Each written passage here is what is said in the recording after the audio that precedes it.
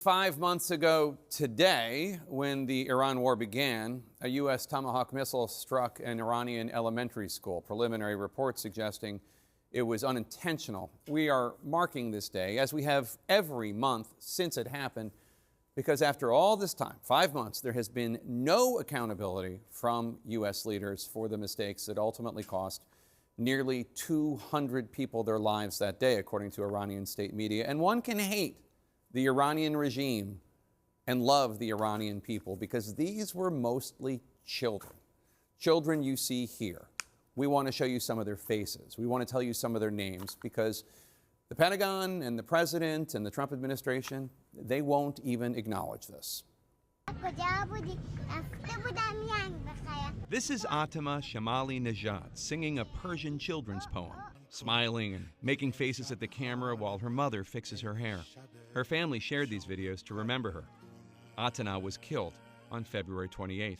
One of 168 children, according to Iranian state media, who lost their lives when a U.S. Tomahawk missile struck the Shajareh Tayyibeh Elementary School in Minab, Iran, on the very first day of the war 5 months ago today.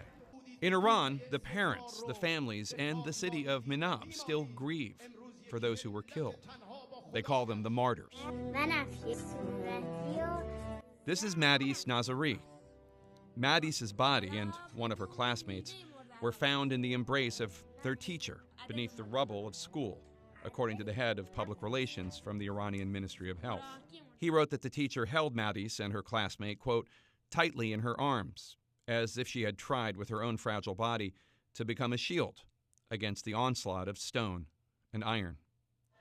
14 adults were also killed that day, according to Iranian state media. Faramarz Pegah lost both his daughter, Adrina, and his wife. He describes how it felt to receive both of their bodies, calling his wife his pillar and his daughter his hope and aspiration. Adrina and her mother were together on the stairs of the school when they were killed, her teacher, who survived the strike, told the BBC. In addition to what we gleaned from other news media, our own information sources are limited to the families whose social media posts we found through anti-regime human rights activists and Iranian media. That's because the Trump administration and the Pentagon have revealed nothing about the lives they took, apparently by accident. Critical and costly mistakes happen in war. This tragedy happened 5 months ago to the day. But today, the U.S. military and its top leaders and the commander-in-chief have yet to even acknowledge the errors that led to the deaths of nearly 200 children and adults in Iran on day one of this war.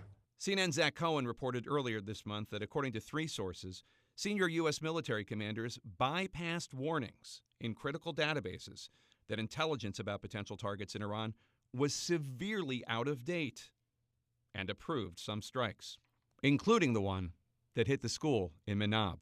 2 of the sources said the decision by senior commanders to ignore the warnings was made for expediency, in a rush to provide targets to start the war.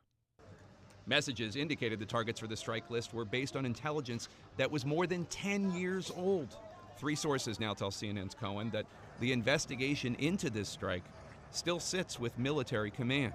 The first 2 stages of the review focused on answering basic questions, including whether the strike hit and damaged the intended target had been completed, indicating that the U.S. was responsible for striking the Shajareh Tayyibeh school in Minab, the sources said. The third stage, a more holistic review of what took place and its impact on the overall mission, was not ordered. That review would almost always be conducted in the immediate aftermath of a noteworthy strike, they said. But it had not begun as of early July. We reached out to the Pentagon today with questions about the status of the review. An official told us the investigation is ongoing and there are no updates at this time. Meanwhile, President Trump's own downright refusal to acknowledge the U.S.'s responsibility for the strike continues to evolve. There are images from this site that show fragments that appear to be from U.S. Tomahawk missiles.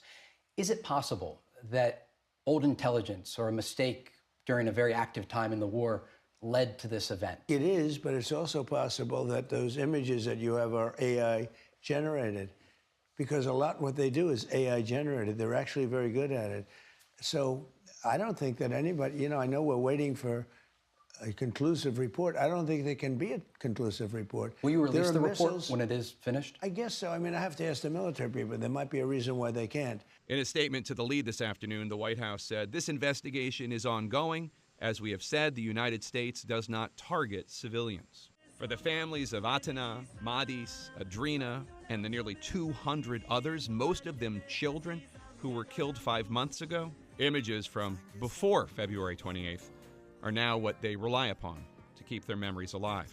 A photo of Atena and Madis holding hands hangs here on a banner outdoors. It reads in Persian, "Heavenly angels, may your martyrdom be honored." As of now, the Pentagon and the Trump administration have not come even close to honoring the memories of the 168 children and 14 adults that, by all credible accounts, were accidentally killed by the Trump administration 5 months ago today.